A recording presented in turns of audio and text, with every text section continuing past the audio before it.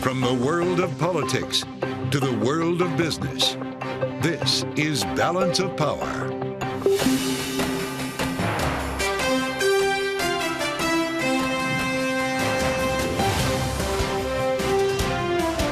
Live from Washington, D.C.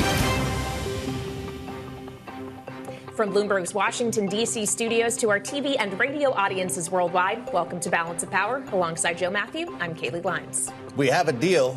Congressional leaders and the White House come together on an agreement on government funding through the end of September. But we could still see a shutdown this weekend. We'll talk with Democratic Congressman Brad Sherman of California. Two of President Biden's former top generals criticized the U.S. withdrawal from Afghanistan. We'll talk about that and the drive to fund Ukraine with Michael Allen from Beacon Global Strategies. And it's primary day in 5 states with a number of down-ballot races that'll help decide who controls the House and Senate in November. We'll dig through them ahead with our political panel. Kaylee, happy primary day. That's Indeed. Not the lead story, though, of course, with some breaking news here in Washington. We have a deal on funding, but as soon as I say that, I will also tell our viewers and listeners that we could still shut down this weekend. What a world. A deal only goes so far when you actually need the bill. You need the legislative text, and if you're a member of the House, you need 72 hours to read it. Yeah. That's the rules, which is why that we may run into midnight Friday and potentially even beyond, just because of the procedural workings of the United States Congress. This is how it works, and this is why funding may still run out. Perhaps, though, there is hope, at least the Senate Majority Leader, Chuck Schumer, trying to hold on to some on the Senate floor earlier. It's a very good sign that we begin the week by announcing this agreement. But I want to be clear, there's a lot of work to do in the coming days. If both parties proceed in the same manner we did 2 weeks ago, quickly, constructively, and without unnecessary partisan dithering, then I'm hopeful we can finish the appropriations process without causing a lapse in government services. Let's get into it now with Bloomberg's Mike Dorning, also at the table today. Wendy Benjaminson to cover our top stories. Mike, we'll start with you here. We have a problem with the clock. Timing is stubborn in this case. What Chuck Schumer just outlined would take a Christmas miracle here, right? If you look at the 72 hours that Kaylee mentioned, the 30 hours of debate required in the Senate, and not everyone's going to just let this go easily, right? Well, if people want to drag it out, they have the option to, and there are very determined opponents to this. Congress makes the rules, so if they want to do it in less than 72 hours in the House, they can do it in less than 72 hours. If they want to do it in less than 30 hours, they can do it in less than 30 hours in the Senate. That said, particularly on the House side, there's some folks who are pretty determined. So it could drag out a little bit, but I wouldn't worry too much about that. It's possible that there might be a brief shutdown over the weekend, but that's not going to matter to very many people. The important thing here is they've got an agreement. There's enough support to pass it, so we know this will happen. If the government's shut down Saturday, Sunday, it's not going to affect that many people. Certainly not the economy. So is it more likely they allow that very temporary lapse in funding to happen this weekend than to do another few days long continuing resolution, which would be what, the 5th, the 6th of this fiscal year?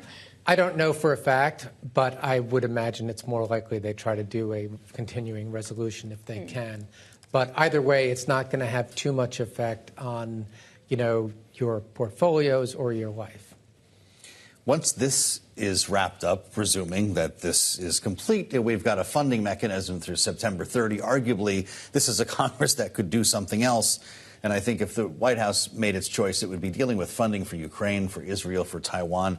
To that end, we heard from the Defense Secretary today, Lloyd Austin, speaking to military leaders earlier in Germany about the need for help in Ukraine. Here he is. I leave here today fully determined to keep U.S. security assistance and ammunition flowing. And that's a matter of survival and sovereignty for Ukraine. And it's a matter of honor and security for America. And make no mistake, Putin is watching, the world is watching, and history is watching. Mike Dorning, there's a new push for a different approach here, thanks in part to an endorsement from Lindsey Graham. Donald Trump had floated this idea at one point, a no-interest waivable loan. Take the domestic money that goes to defense, put it into the factories here in the U.S., and send the rest to Ukraine in that fashion. Mitch McConnell doesn't like it, but does it stand a chance?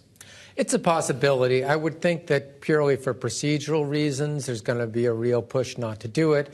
That is, you have to pass it in the House and then send it back to the Senate. There's a whole other can of worms you're opening if you do that. That said, what you're seeing here is signs that people in Washington are trying to find a way to bridge their differences and come to an agreement on this, that the momentum is moving towards some face-saving way for people to agree. That will play out in April. We'll see how that works in April, but it can move off the back burner onto the front burner when everyone comes back from their 2-week Easter vacation. Oh, yes, because that's awaiting Congress when they wrap up. The vacation comes thing. First if you're in Congress. There is always incentive to get things done when you're up against a recess. Mike Dorning, thank you so much. Elsewhere, both top presidential contenders were out on the campaign trail today. President Biden making the rounds in Nevada, Las Vegas, and Reno, and former President Donald Trump casting his vote in the Florida primary. For more, let's bring in Bloomberg's Wendy Benjaminson. So, Wendy, it's worth noting that these primaries are happening when both of these men have already locked in the nomination from a delegate standpoint, so perhaps it's the down-ballot races that are more interesting. In places like Ohio, where there's a Trump-backed candidate up against a more establishment candidate, how telling could those down-ballot races be? They will be extremely telling, because what we have seen in midterms when Donald Trump was the president, and even since then, Trump-like candidates they may win primaries, they don't win general elections. And if Donald Trump has won some, but any of the candidates that he endorsed who are, a little off plumb, in a way that they try to be Donald Trump, but they're not quite as charismatic as Donald Trump, and they don't tend to get through the general election. And that's why there are establishment Republicans like Mitch McConnell and people like that sort of warn against and don't endorse candidates like that. Now, Bernie Moreno is the candidate in Ohio that Trump has backed. We'll see how he does tonight against, some people that are doing much better in Ohio, even one who doesn't have any political experience. Well, as we try to gauge the influence of Donald Trump on the primary circuit, we're spending another day talking about language that he's decided to use. In this case, in an interview last weekend, it was on the stump in Ohio, as a matter of fact. Today, it was in an interview on the America First program with Sebastian Gorka, who used to, of course, work for Donald Trump in the White House. Listen to what he said. Any Jewish person that votes for Democrats hates their religion, they hate everything about Israel, and they should be ashamed of themselves, because Israel will be destroyed. I'll let those words speak for themselves. It comes just a couple of days after he referred to migrants as animals. Right. And, of course, the bloodbath remark. Right. It's the former president wants the job again. He does, and he seems to have begun the campaign very disciplined. He wasn't going to go off the reservation and say the things that he used to say. Remember, he prefers candidates, not John McCain, because John McCain was shot down, or he insulted a grieving military family. But this time he was going to play it straight, and the staff was professional. They've run campaigns before. They were trying to, keep him with his sometimes unorthodox ideas, but his rhetoric was pretty, relatively standard. And, as my colleague Nancy Cook said, sitting right here last night, she pointed out that in the bloodbath comment, the teleprompter had broken. And it seems like the teleprompter is still broken everywhere he goes, because now, as you said, he's called migrants animals. He has suggested that Democratic Jews are loyal to Israel first, and should be ashamed of their religion. And if he keeps going like this, he also put out an unhinged statement about the civil judgment pending against him that he can't get a bond for. If he keeps going like this, the danger is that those Republicans and independents that he desperately needs to win election will just get itchy enough to either stay home or even vote for Joe Biden. Yeah. And in a very close election, the wacky comments can really make a difference. You just wonder, with 8 months left, where we go from here. Our thanks to Bloomberg's Wendy Benjaminson for help on the campaign. Another story we're following that ties into this, the U.S. Supreme Court refusing to block a new law in Texas that the Biden administration says will be an unprecedented intrusion on federal power to set immigration policy. The law will allow Texas to start arresting and deporting people who enter the country illegally. Over 3 dissents, the justices rejected the Biden administration's request to keep the Texas law on hold while a legal fight goes forward at a lower court. Coming up on Balance of Power, former senior advisor to former President Bush, Michael Allen, will be with us. A conversation about what General Mark Milley had to say today about America's withdrawal from Afghanistan 3 years ago. It's next on Balance of Power on Bloomberg TV and radio.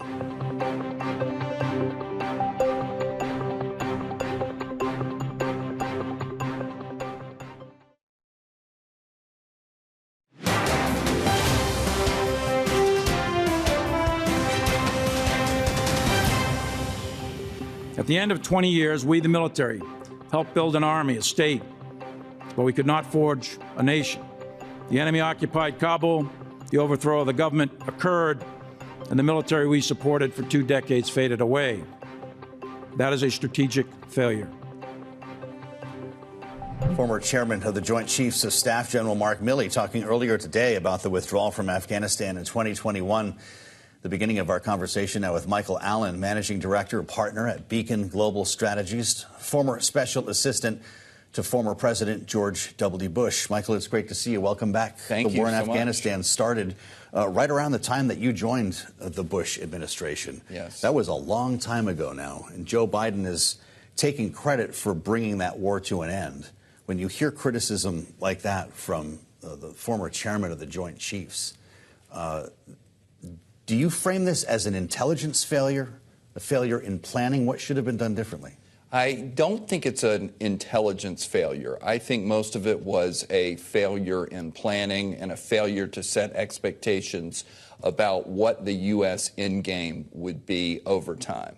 I thought we still had a reasonable chance at the beginning of the Biden administration for us to pull out the vast majority of our troops, but leave a stay-behind force of maybe 3,000 troops in Bagram only for a counterterrorism mission. I think that would have had a salutary benefit to the Afghanistan army in that they would have at least had some reassurance that the United States was still there. And I think they maybe over time could have begun to put down roots and become a more effective fighting force. But when we all left in the middle of the night the way we did, they panicked, they ran, and the Taliban took over Kabul. Well, and the fact of the matter is this was almost 3 years ago now. All we can look at it is from a perspective of hindsight versus looking forward. And especially with everything that has happened geopolitically in the almost 3 years since, to what extent do you think things we have seen, Russia's invasion of Ukraine, may have been informed by things we saw take place in August of 2021? And how should we approach things differently, knowing exactly what happened with this withdrawal as we think about these not just ongoing conflicts, but conflicts of the future? I think it's a great point. I think we, the United States, sent unintentionally a signal to Vladimir Putin that we were pivoting to Asia only and we wanted to get out of every other commitment. So the Middle East, certainly, Afghanistan and South Asia as well. But I think Vladimir Putin probably made a decision that, you know what, the United States won't care so much, or at least President Biden won't send troops to Eastern Europe to try and thwart my ambitions with Ukraine. I think that turned out to be a costly failure. I think we have a lot that we'll have to do in retrospect to figure out why Vladimir Putin was not deterred. But I can tell you right now what it means for the United States, and that is if the Congress doesn't pass the $60 billion national security supplemental to help out the Ukrainian fighting force, Taiwan is going to be the one, China is going to be the one to draw another negative inference, and then Taiwan will suffer. You say we left in the middle of the night in Afghanistan. Recalling Donald Trump made the original agreement to decamp and to leave the country. Joe Biden extended our time commitment there. What would have happened if we had left under Donald Trump's original plan? I think you would have seen a similar disaster. Yeah. I think that it was a foolhardy way forward for either president to think that we could get out abruptly and completely, because I don't think they were totally witting of or considering what our considerable counterterrorism mission should have been. Now, We have not seen as much intelligence since then on al-Qaeda coming back and being able to hit as a global force. We've seen some of ISIS, but they're mostly locked in local battles in Afghanistan. But it's still something for us to watch. And over time, I think we're going to have to stare at Afghanistan through our satellites and through our drones, because remember, this is where al-Qaeda and Osama bin Laden got together in the late 1990s and early 2000s. Michael, I want to return to the subject of Ukraine funding, which you mentioned still held up in Congress. Senator Lindsey Graham went to Ukraine, met with President Zelensky, and essentially said that what he told him was that the most likely scenario Ukraine is going to get funding in from this Congress is with a no-interest waivable loan, that is the most likely path forward. Still, billions of dollars would be spent here at home in the defense industrial base, but the money Ukraine receives would be in that form. Would that work? I think it's a great idea, and it's frankly politically the easiest path from point A to B, which is to get the Ukrainians, and not a minute sooner, something to them that they can at least fight back and stave off progress that the Russian military may be in a better position to make. So I think it's a good idea. I know Senator McConnell is not thrilled with the precedent of setting a loan to an ally. But listen, this is what we did in World War II. It was called the Lend-Lease program. President Roosevelt felt politically that he couldn't just give destroyers and things away. He had to bring the isolationists along. And the way he did it at the time was to say, hey, it's not a gift, it's a loan. If Trump needs to do that, too, to get the House Republicans to move on this, then by all means, I'm for it. And Trump even says in a little bit in his speeches, well, they don't have to pay us back until they're able to pay us back. And that, I think, is the smart thing to do. It'll be years down the road. Do you think it's a great idea because the legislation has been bogged down in this debate? Would you have preferred that? This is kind of the next best thing, because you refer to Donald Trump. A lot of people say, look, the next president, whomever that might be, could call in those loans. Exactly. I would have preferred that we pass the Senate bill as is. And if I were the Speaker, I wish we could put it on the floor tonight.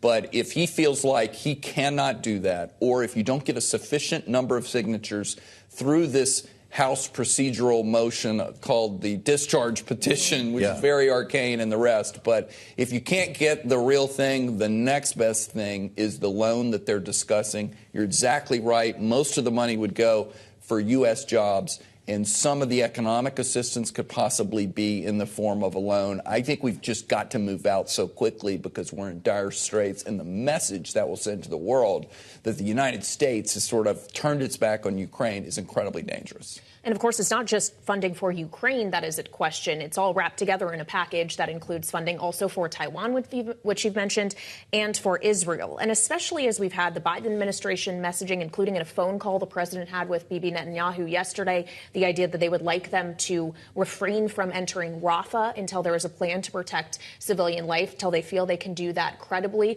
Is withholding aid so that you can influence Israeli policy and action in Gaza something that might be appropriate? What other leverage would the United States have to influence the Israeli government? Well, I think you're on to something. I think many on the Democratic left and some of the progressives are outright suggesting that we should condition our military assistance to Rafah and to a greater path for humanitarian assistance inside of Gaza. I'm a little bit confused, though, of where President Biden is. He started so strongly of, yes, you were attacked unjustly, of course, by Hamas. He likened it to Pearl Harbor. He likened it to 9/11 in the United States. But then now we're sort of trying to tell Netanyahu how to conduct his own war. Well, more than 30,000 Palestinians have died in the end. I think it's appropriate for us to urge upon the Israelis that they should do more to help from a humanitarian basis. But as I understand it, the Israelis want to go in and get the last 4 battalions of the Hamas fighters, and I think we ought to give them a little bit more space to do that, to at least get the job as close to being done as possible. All right, Michael Allen, thank you so much for joining us here in our Washington studio. We appreciate your time this evening. Now, coming up, we'll turn to the economic outlooks, especially from Bank of America's Brian Moynihan. We'll have conversation with that CEO next on Balance of Power on Bloomberg TV and radio.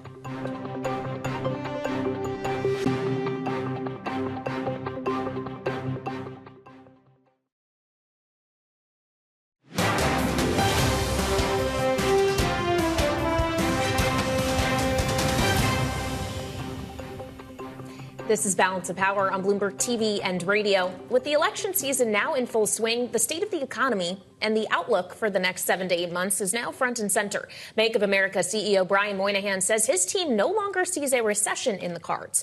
He spoke earlier today on Bloomberg. Our team was predicting a recession somewhere early this year. It didn't. Then they took that off the table as we moved through the year, and now they're predicting 2% plus growth for this quarter. So you've gone from negative to slightly positive 2%. That is returning to the mean. It's not outsized growth. It's actually slowing down. So people can't forget we're going from a 4 to 5% growth rate to 2.5% growth rate is slowing down, and the restriction on economy accomplishing its purpose. Meanwhile, the consumer is very resilient, and that's providing an anchor to windward that the Fed has latitude that a lot of places don't have, that they can hold the restrictive and let the economy really catch up. But they have to be mindful of the change. At some point, that consumer will slow down, and they have slowed down their spending. And so last year it had been 10% growth. This year, in the fall, 5%. Now it's down to 3 to 4%. And they've got to be careful they don't overshoot. So this is the tension we're in right now, which is this resilient economy and actually, as you said, Lisa, actually trying to bring inflation down. Since the financial crisis to now, most central banks are trying to get inflation up. And so it's a completely different execution, and that's what we got to get right. You're dominant in small business lending. Yeah. I'm just wondering just how much confidence there is out there still in corporate America at the lower level, in the small companies across this country. The American economy is the dominant economy in the world right now in terms of activity and interest and investment, and lots of good trends for it. But on the other hand, why aren't they using their lines so much? It's a little more costly, therefore you're a little more careful. And that's the tension we're going through. Everybody's trying to really figure out how this economy will perform. And 4 months ago, people were worried about a recession. 6 months ago, worried about a recession. Now they're not. But now the question is, do they really want to invest heavily in it? And that's where you're seeing a little bit of tension here. Bank of America CEO Brian Moynihan speaking earlier on Bloomberg Surveillance with our colleagues Jonathan Ferro and Lisa Abramowitz. This, of course, on the eve of the Fed decision, Kayleigh. And when you kind of put all of this together and consider the prospect of a soft landing with someone like Brian Moynihan saying we're turning away from the idea of a recession, this is music to the ears of the Biden administration. Sure, if you start to see it actually showing up in approval and poll figures, because no matter what is happening with the economic data, we have not seen much movement in support of the president's economic policy or for him overall. And of course, the president is talking about the economy and housing in particular as he hits western swing states this week, Joe. Yep, you said it. We're going to talk about that and other issues with Congressman Brad Sherman ahead. The Democrat from California is next on Balance of Power on Bloomberg TV and radio.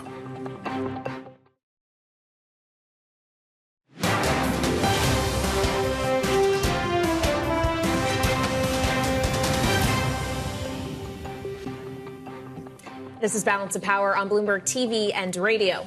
A handshake deal was reached last night between congressional leaders and the White House to fund the government through September 30th. As the deadline to avert a shutdown looms, that deadline is midnight Friday, and a deal only goes so far when you got to do the legislative work before the clock runs out. Democratic Congressman Brad Sherman of California is joining us now for more. Congressman, thank you so much for coming back to Bloomberg TV and radio.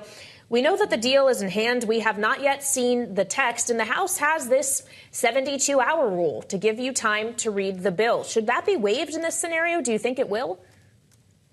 The Freedom Caucus, which is the far right of the Republicans, are very sensitive about this 72-hour rule. And so I wouldn't be surprised if we're voting on Saturday rather than Friday. On the other hand, we all have districts. There's a 2-week district work period. We all have schedules on Saturday back in our districts. So it could go either way. The good news is that even if there is an interruption in appropriations of a few hours on Saturday morning, that shouldn't do too much damage to any federal program.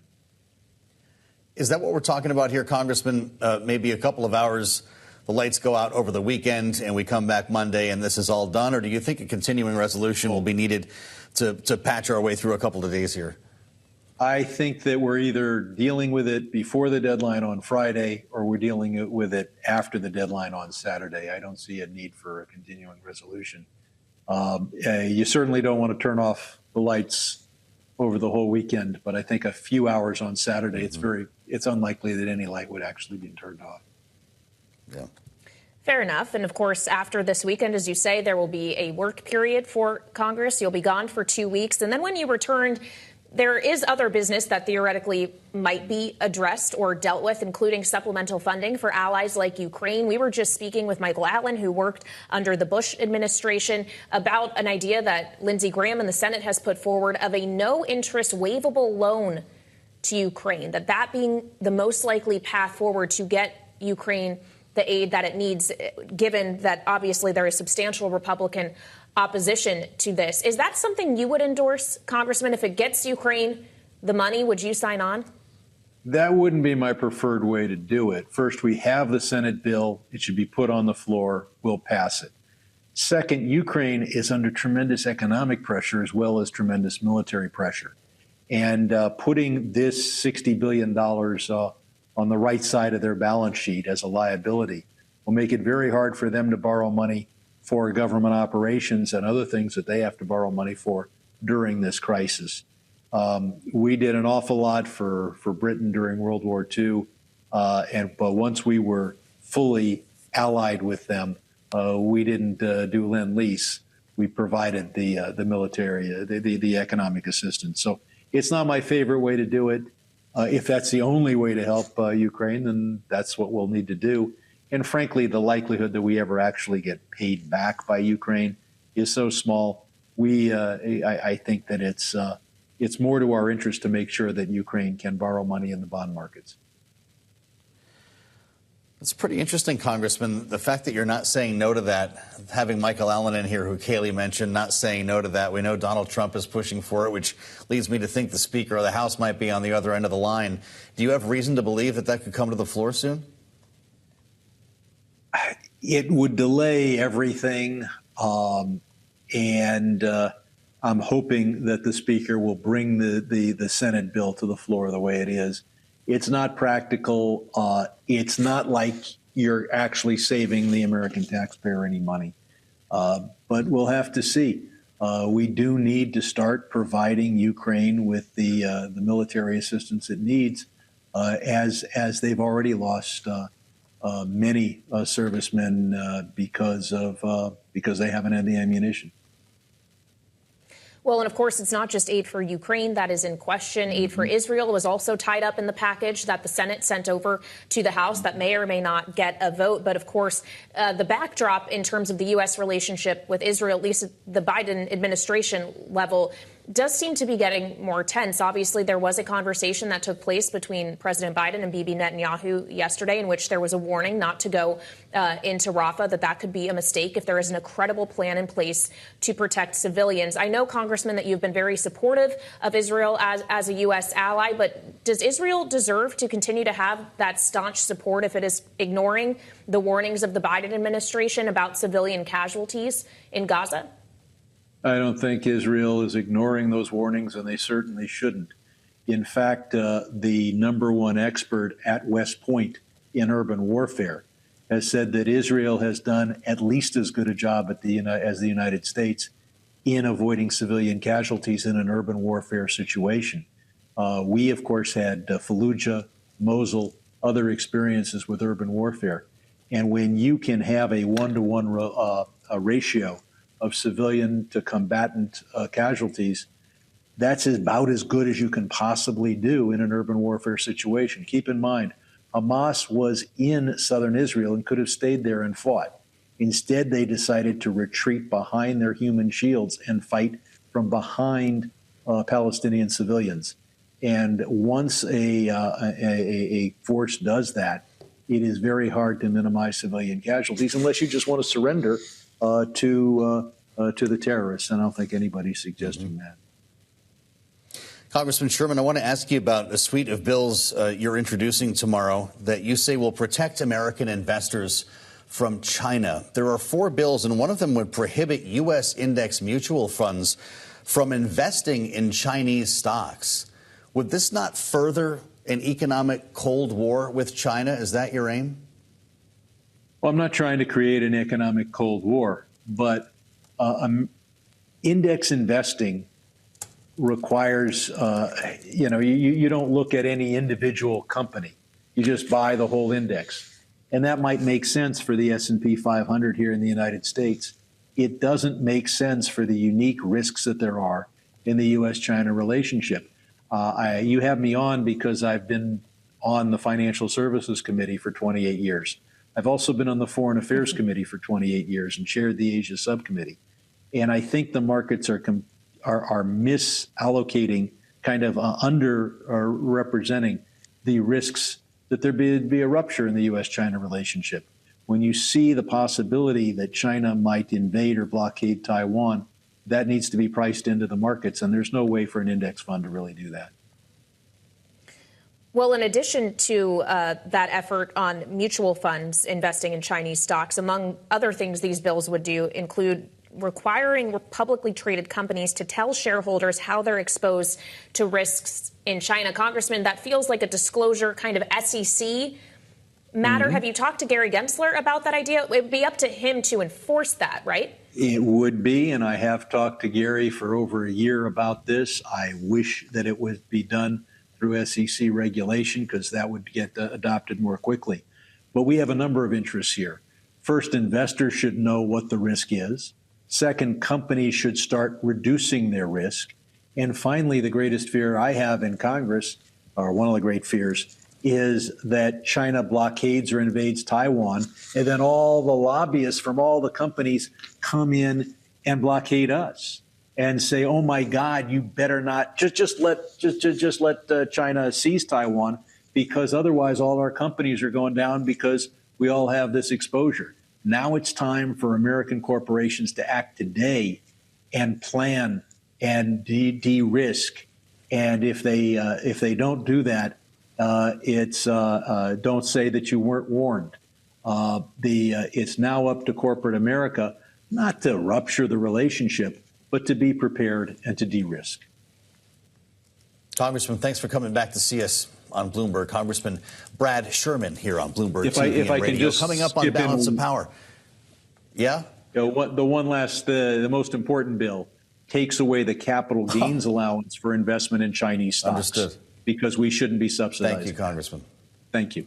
It's good to have you back. We thank you again, and we'll follow up on the status of those bills for you. Coming up, primaries are being held today in 5 states. We'll discuss races to watch and the potential fallout for the general election with our political panel as President Biden campaigns today in the swing state of Nevada, as we see now live pictures on Bloomberg TV. We'll have much more ahead with the panel on Balance of Power on Bloomberg TV and radio.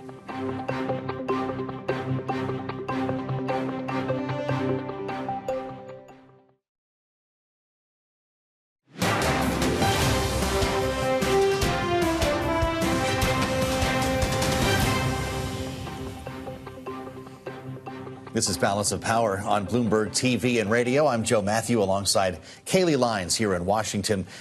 As we turn to primary night, Ohio and Florida among states holding primaries. Take us through the key races that we're watching. We assemble our political panel. Lisa Camuso-Miller, former RNC communications director and the host of the Friday Reporter podcast, along with Kristen Hahn of Rock Solutions. It's great to see you both here.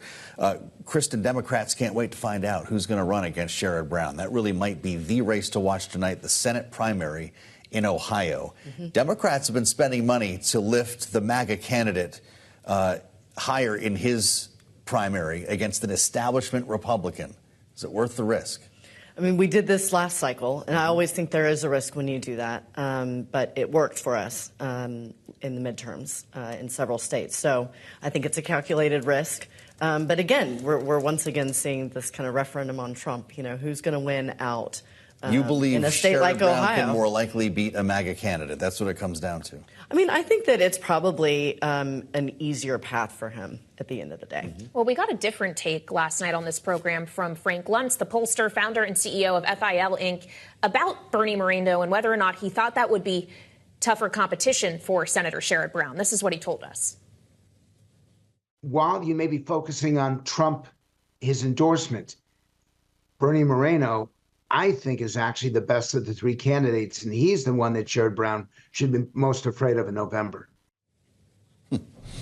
So a bit of a counter opinion, if you will, but he began that Lisa, by focusing on Trump and his endorsement. This is not just a question of who Sherrod Brown's going to face, but also isn't it a question of the power of the Trump endorsement in this election cycle, knowing it didn't necessarily go as well in the midterms in 2022? This could be a tell as to whether or not 2024 will be a similar or different story, right? The difference between the two, though, Kayleigh, is that Trump will be on the ticket this time around. And Very so fair. I think that will have a little bit of a different impact. And so if the candidate in Ohio is in some way better aligned with the top of the ticket, then perhaps it is something more of a risk for Sherrod Brown. And that is the big sort of question mark throughout all of 24, is how much of an impact does that really have? I'm compelled by this race while we're in Ohio for Marcy Kaptur's seat. This is the longest-serving Democrat, longest-serving female in Congress. Has been in Congress since 1983. And Republicans are trying to figure out who to run against Marcy Kaptur.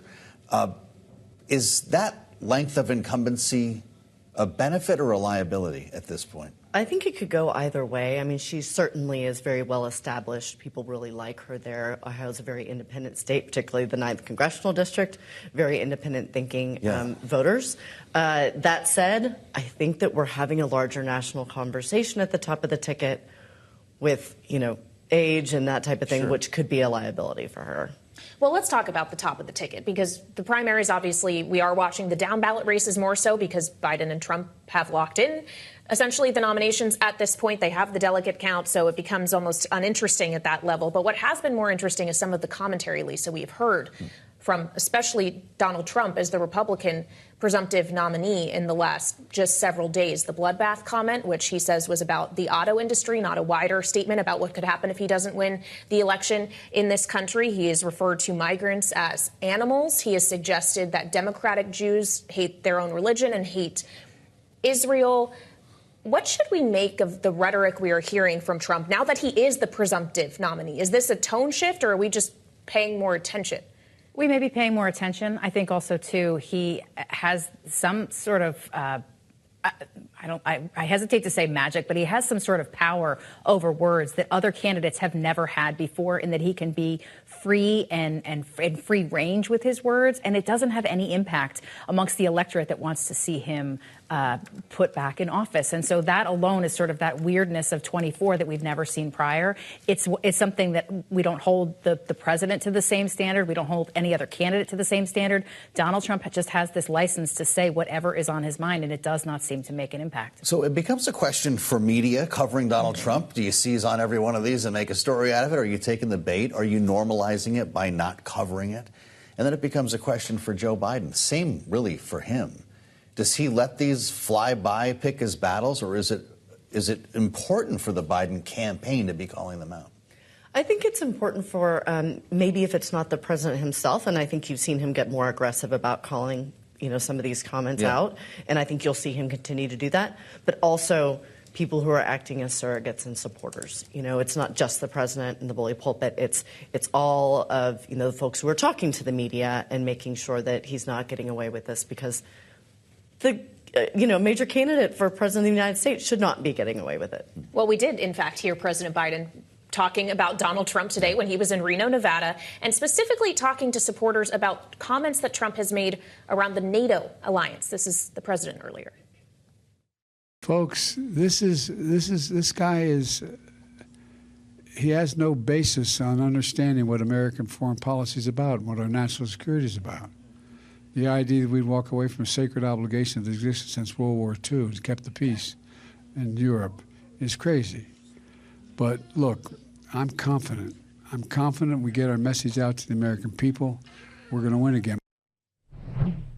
And it's worth noting Trump did say in an interview with a British broadcaster today that he would 100% keep the U.S. and NATO if he was elected to a second term, if Europe is paying its fair share. But it raises the question, Lisa, as to whether or not these kind of more geopolitical arguments, the foreign policy, will resonate with voters in swing states that the president is now traveling to, the ones that will decide the election, or if it's going to be things like the economy and immigration. How should the messaging be centered? I absolutely think that it is 100% going to be focused in the ballot box as to how this candidate, one or the other, the R or the D, will affect your bottom line at home. And economy, inflation, those are the top two, and they will continue to be that throughout the rest of the year. no question about it. So as much as those are important issues, the issues of foreign policy and all of those other matters are absolutely on the ballot. The decisions that are made when the ballot's cast is definitely going to be, how is this election better going to serve me? And that's the way it's going to go. All right, Lisa Camusa-Miller and Kristen Hahn will be staying with us because coming up, a deal has been reached to fund the government through September 30th. That won't necessarily avert a shutdown starting after midnight Friday. So we'll play that to the political panel next on Balance of Power on Bloomberg TV and radio.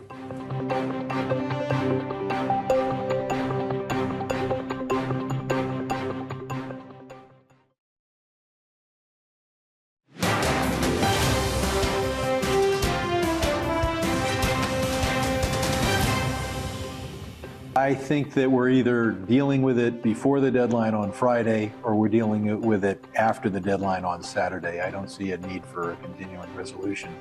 You certainly don't want to turn off the lights over the whole weekend, but I think a few hours on Saturday, it's unlikely that any light would actually be turned off.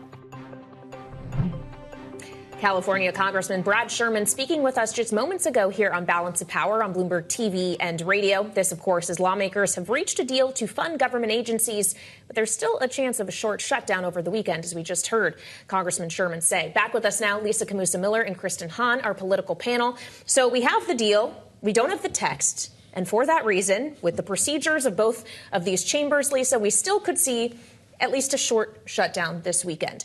Even if it is over the weekend and lights don't really turn off, no one is really affected, is it still an optics problem when this is halfway through the fiscal year and you still aren't able to fund the government after a multitude of kicking the can down the road, continuing resolution? Absolutely. We're the richest nation on the globe, and we can't figure out how to fund our government. This is embarrassing. I mean, and I think so more than anything else that we've got time to write the bill, and then we've got the 72-hour consideration because members have to read the bill as part of the agreement from the speaker.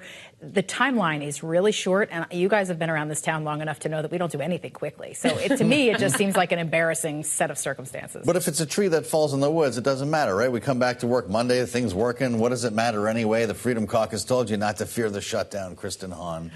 The question is, can anything happen after that? We'll be funded through September 30th. Mm-hmm. Everybody goes into campaign mode.